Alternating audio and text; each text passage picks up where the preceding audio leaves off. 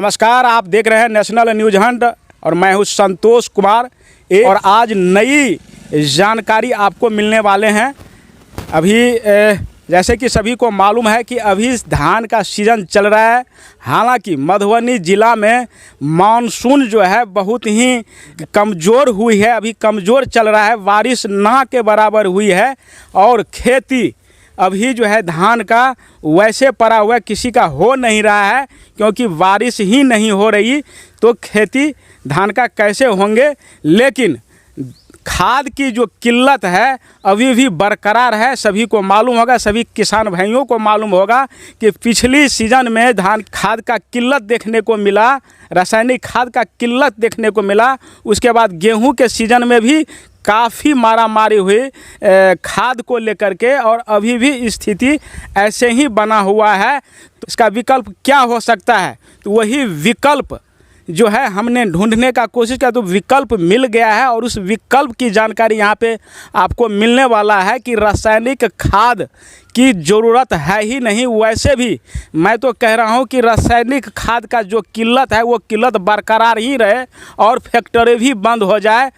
आप सोच रहे हैं ऐसा क्यों कह रहे हैं, तो मैं आपको बता रहा हूँ। जैसे कि सभी को मालूम होगा कि खाद, रासायनिक खाद जो है सेहत के लिए और उपजाऊ के लिए भी बहुत ही भयावह है।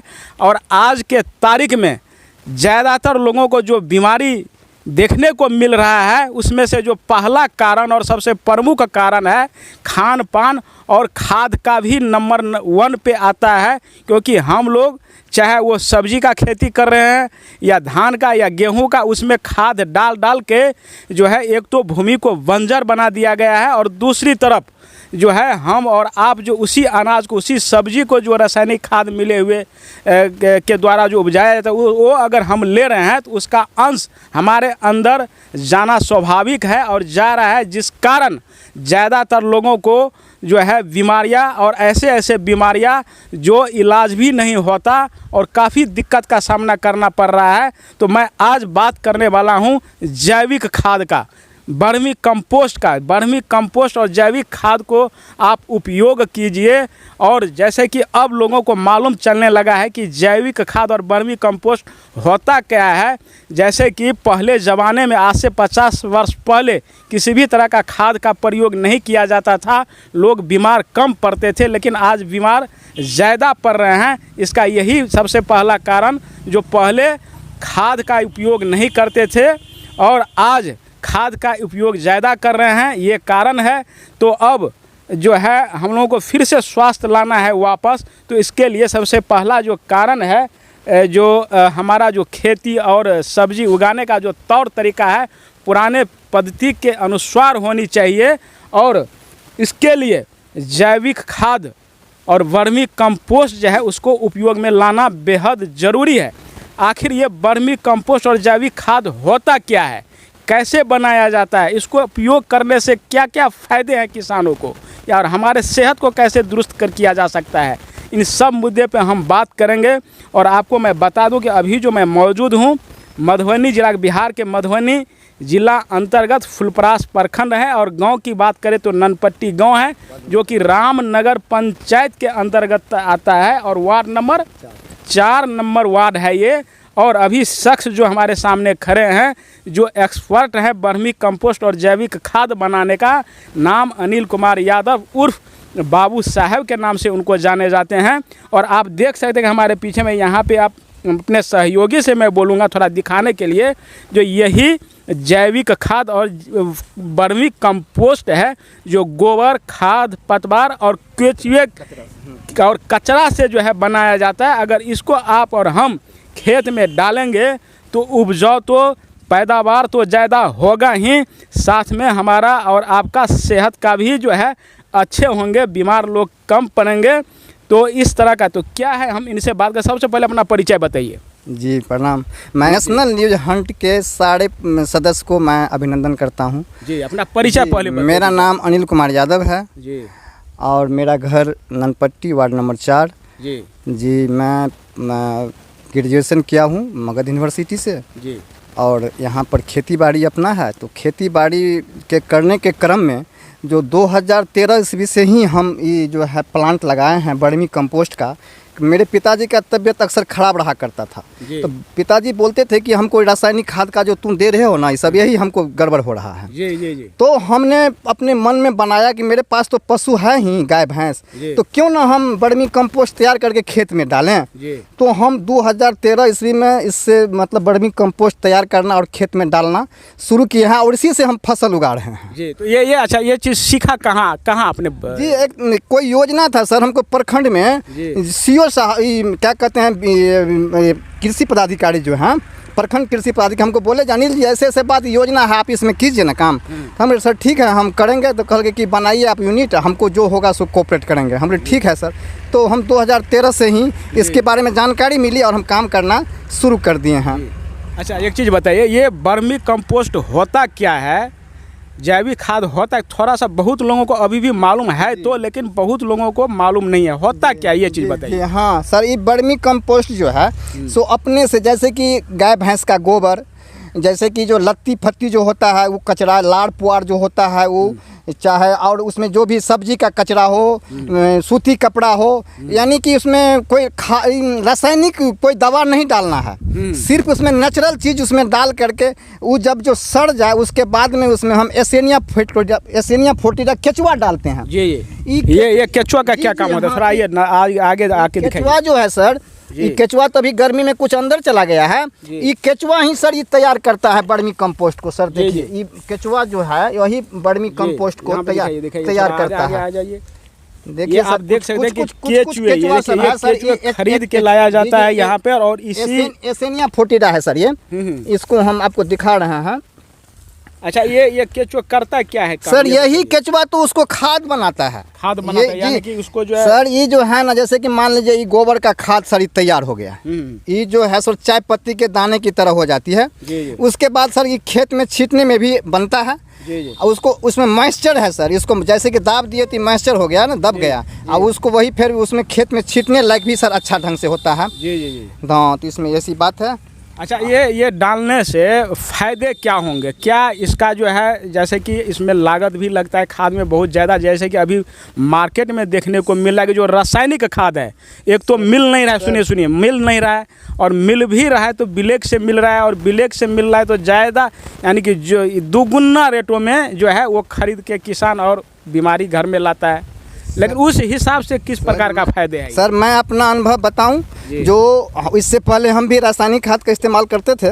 रासायनिक खाद सर इस बार 2 किलो दिए तो अगला साल अब नहीं हो रहा है, 1 किलो और बढ़ाओ, कल 30 रुपये 40 रुपये किलो बढ़ाते तो थे। हुआ क्या सर, मेरा खेत सब अनफर्टाइल होने लगा, उपजा में उर्वरक शक्ति उसका खत्म हो गया। देखिए, उसका सीधा कहना है कि जो उपजाऊ जमीन है, आप रासायनिक खाद डालेंगे तो उसका उर्वरक शक्ति खत्म हो गया। हाँ, अगर उसमें आप रासायनिक खाद बढ़ा करके प्रत्येक साल उसको आप नहीं बढ़ा रहे हैं 1 किलो आधा किलो कट्ठा दर से, तो आपका जमीन आपको उपजा देना बंद हो जाएगा। एकदम। यही कारण है कि आज के तारीख में जो गेहूं है या धान की खेती है, जो भी है सब्जी की खेती, फसल यानी कि जितनी उगनी चाहिए वो नहीं हो पा रहा है। जी, नहीं हो पा रहा है। और मेरा जमीन में हुआ क्या है सर, तो जगह जगह पर देख रहे हैं कि पानी नहीं पकड़ रहा है, तो कहा कि जो किसान से बोला कि तपना हो गया। तपना क्या होता है, तो ये नमी नहीं पकड़ रहा है, नमी नहीं पकड़ रहा है। रासायनिक खाद डालकर सर बंजर बना दिया गया है। तब हमने क्या किया सर, ये जो है ना, सो 1 कट्ठा में हम 40 किलो डाले हैं वर्मी कंपोस्ट डाले हैं। तो अब देखते हैं कि वहाँ पर जो तपना जमीन था वो भी ठीक हो गया, कि नमी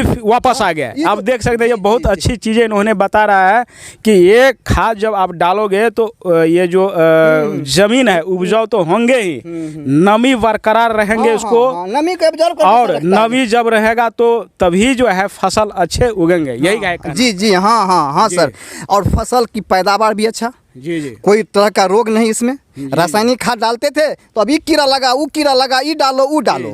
इसमें तो कोई चीज़ डालना नहीं है सर। अगर इसका हमको अगर कहीं कुछ हुआ तो गोमूत्र डाल देते हैं, छीट देते हैं, ये भी अच्छा काम कर देता है। और उसके बाद रासायनिक नाम का कोई चीज़ हम इस्तेमाल नहीं करते हैं, नहीं करते हैं। अच्छा, वर्मी कंपोस्ट अभी भी जो है कई दुकान पे अवेलेबल है, लेकिन वहाँ पे धांधली किया जा रहा है, वो किस प्रकार का है ये? सर हम देखे हैं सर, हम यहाँ से संग्राम भी गए, कोई कहा कि निर्मली में मिलता है, संग्राम में मिलता है, गए देखने के लिए, लेकिन सर हमको समझ नहीं आया बताया कि जब यानी कि वर्मी कंपोस्ट में भी जो है घोल मिल है, यानी कि उसमें मिलावट है। हाँ सर है ना। तो अब जैसे कि आप कह रहे हैं कि वर्मी कंपोस्ट किसान कह रहे हैं डालिए, अब किसान तो वर्मी कंपोस्ट के नाम पर असली नकली समझ नहीं रहा है, कुछ भी ला करके डाल रहा है वो। इससे नहीं, नेचुरल चीज़ दीजिए जो प्राकृतिक ढंग से बनाया गया है उसमें दीजिए। जैसे कि हम अपना जो बनाए हैं वो देखे और उनका देखे मार्केट का, तो हमको बहुत डिफरेंस लगा।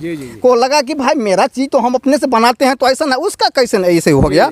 तो हाँ, तो ये भी है उसमें। देखिए एक चीज़ इन्होंने अभी जिक्र किया है कि वर्मी कंपोस्ट अभी भी मार्केट में उपलब्ध है, और नीतीश कुमार जी भी ने कुछ दिन पहले स्टेटमेंट दिए थे कि किसानों को हम ये कहना चाहेंगे जो वर्मी कंपोस्ट का उपयोग ज़्यादा कीजिए ताकि जो है बीमारी दूर हो, और रासायनिक का जो मोनोकुल अंदर में जा रहा है वह न हो, इस प्रकार का उन्होंने। लेकिन अब इनके कहने से और सभी लोग को पता होगा कि वर्मी कंपोस्ट जो उपलब्ध है मार्केट में, वहाँ पे भी जो है डुप्लीकेट है, वहाँ पे भी रासायनिक यानी कि गलत तरीके से यानी कि लोगों को जो है गुमराह करके बेचा जा रहा है।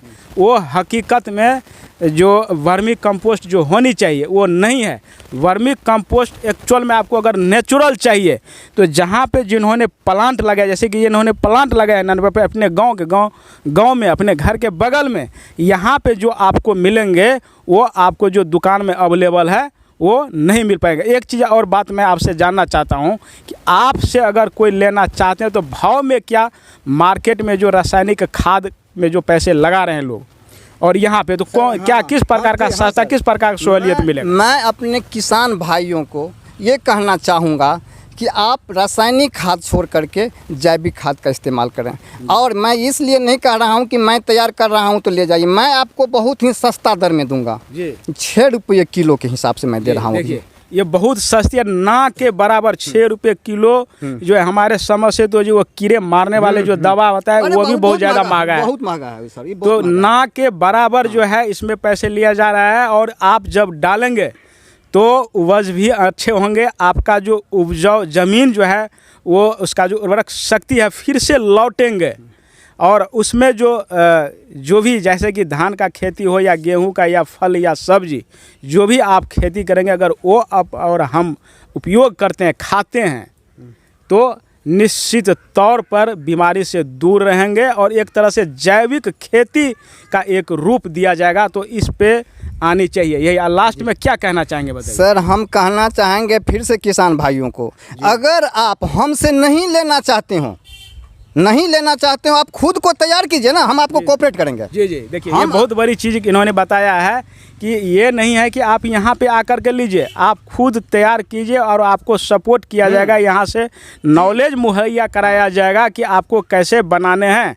तो मैं आपको बता दूँ कि इस न्यूज़ में कॉन्टैक्ट नंबर भी है, अगर आप इसके बारे में ज़्यादा अगर जानकारी चाहिए तो डायरेक्ट उस हेल्पलाइन नंबर पे, इस कॉन्टैक्ट नंबर पे आप कॉल करेंगे और यहाँ पे जानकारी भी मिलेगा। अगर आप लोगों को किसी को चाहिए तो ये भी आपको जो है यहाँ पे उपलब्ध रहेंगे।